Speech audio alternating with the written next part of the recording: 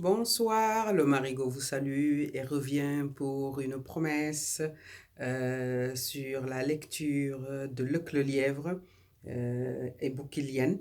Euh, Certains, beaucoup même s'en souviendront puisque ça a bordé nos sommeils, nos lits, ça nous a accompagnés sur notre cursus scolaire pour la plupart. Je suis pas vieille, vous le savez, je crois, hein. Bon, je vous rappelle plus mon âge.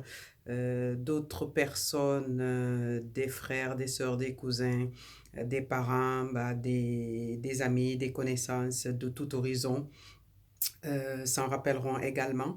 Et voilà, je vous donne en priorité la préface. Donc, c'est ce livre pour que vous compreniez exactement d'où c'est issu, quelle était son utilité, pourquoi ça a été mis en place. Et je vous engage aussitôt après sur un compte à la méthode africaine, exactement comme nous le faisaient nos grands-parents. Ce sera un coup en français, un coup en wolof. Voilà, je ne peux pas parler le halpulaar, je ne peux pas parler le serer, je ne parle pas le mandiak, le diola. Je m'en excuse, mais je pense que voilà, nous nous rassemblerons autour du français pour le moment et pour pouvoir échanger et partager ces contes d'enfants, ces contes de morale, ces contes voilà, de culturels. Et voici, je vous le livre. Et pour tout esprit curieux, tout esprit épris de civilisation, de découverte, de connaissance, c'est pour chacun de nous. Voilà. Ce livre de lecture est destiné aux élèves du cours élémentaire de l'Afrique noire. Il peut aussi rendre des services au cours moyen, première année, suivant le niveau ou la commodité des écoles. Les auteurs, qui sont africains et membres de l'enseignement public, ont pendant de longues années réfléchi au problème. Il s'agit d'enseigner aux enfants le français, c'est-à-dire une langue riche et nuancée qui tend à l'abstraction. Il s'agit en même temps d'adapter cet enseignement au milieu africain et à la psychologie profonde de l'enfant noir. C'est à ce double souci que répond cette méthode. Un centre d'intérêt naturel. Voilà. La vie profonde du négro africain est animée par l'intuition surréaliste des forces visibles et surhumaines, des forces cosmiques. Cette intuition s'exprime par les mythes, les légendes, les contes, les fables, les proverbes et devinettes qui peuplent les veillées noires, d'êtres plus vivants que ceux du jour. Notre manuel se compose de récits déjà entendus par l'enfant dans sa langue maternelle et déjà vécus de lui. C'est une première cause d'intérêt. Éduquer signifie non seulement cultiver dans le milieu naturel, mais aussi, selon l'étymologie du mot, transplanter.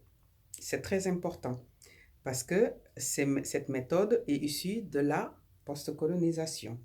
Transplanter. Il est question, sur ce plan, d'amener l'enfant noir à assimiler des éléments fécondants de l'esprit français.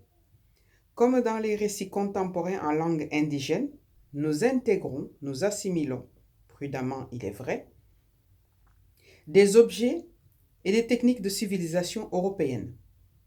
Nous entendons aussi, retouchant le caractère de Leclerc, donner à l'écolier noir des leçons de morale. Voici ce qui est dit dans ce livre qui est un recueil de contes africains, mais dans un souci pédagogique. Et nous, évidemment, ce qui est dit est juste, parce que ce sont les contes que nous racontaient nos grands-parents pour nous faire comprendre, pour nous faire l'apprentissage de la vie, pour nous faire comprendre une morale qui était installée, qui était transmise de génération en génération. Bon, j'espère que nous y reviendrons un tout petit peu parce que c'est un peu perdu. Il y a un tel tourbillon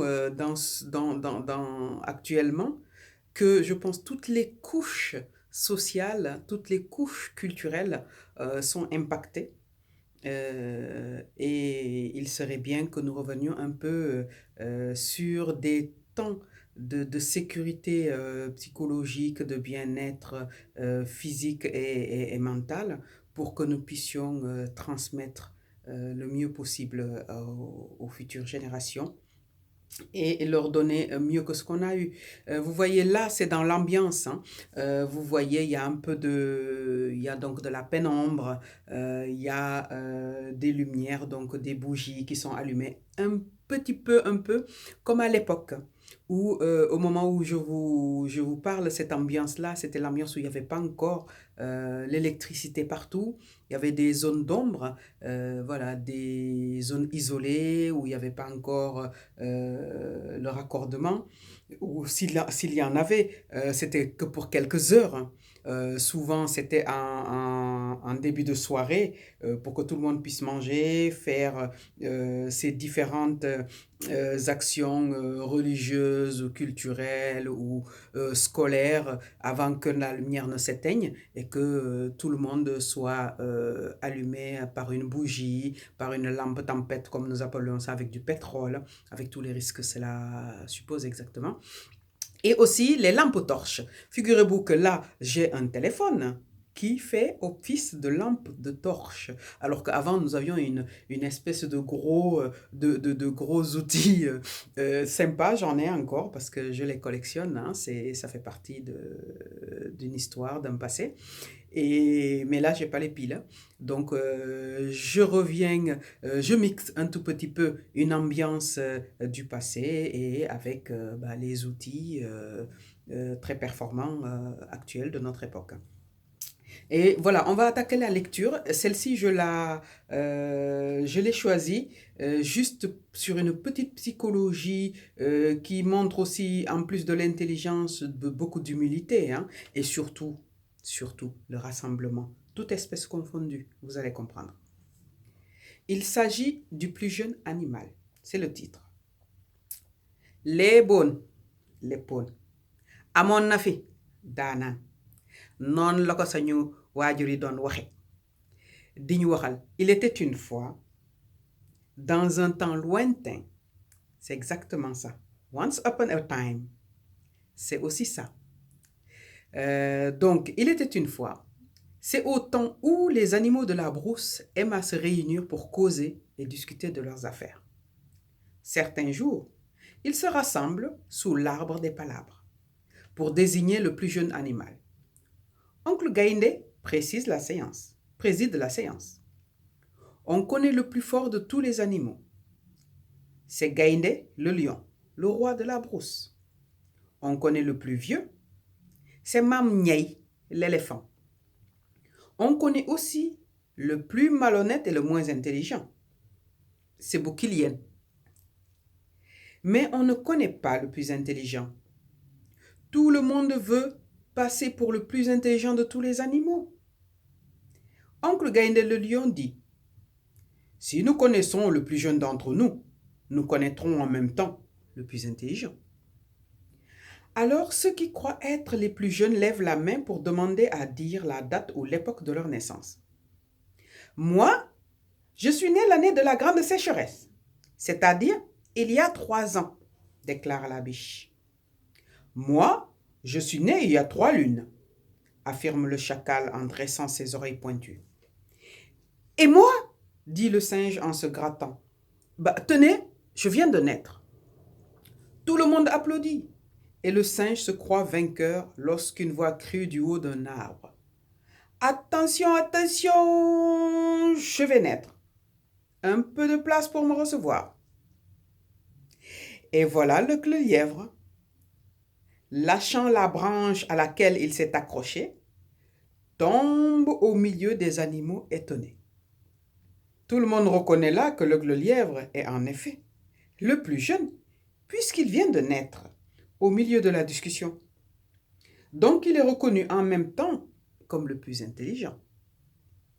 Oncle Gaïndé le lion se lève et s'approche de le lièvre. Je te proclame le plus intelligent des animaux, lui dit-il. Tu as réussi à nous prouver que tu es le plus jeune.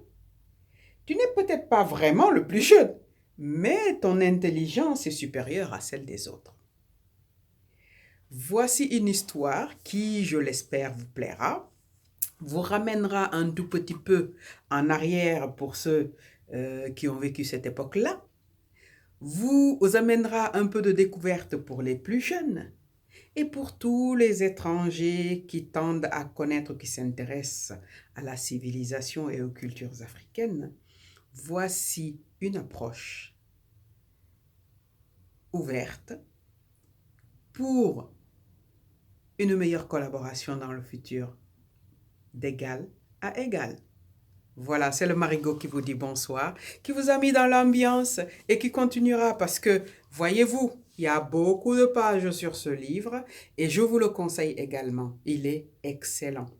Voilà, pour la famille, pour les enfants, vous allez voir. Vous pouvez aussi, une astuce, puisque tant que je suis là et que je vais vous donner une astuce, c'est de vous enregistrer pour vos enfants, de pouvoir leur mettre chaque fois qu'ils ont envie d'un titre ou d'un autre, de faire un petit peu de jeu aussi et d'effet au moment des lectures pour qu'ils puissent voyager avec, se sentir en sécurité, comprendre, partager, éveiller, mobiliser et rassembler. Le Marigot vous dit bonsoir et à très très bientôt pour une autre lecture. Bonne soirée.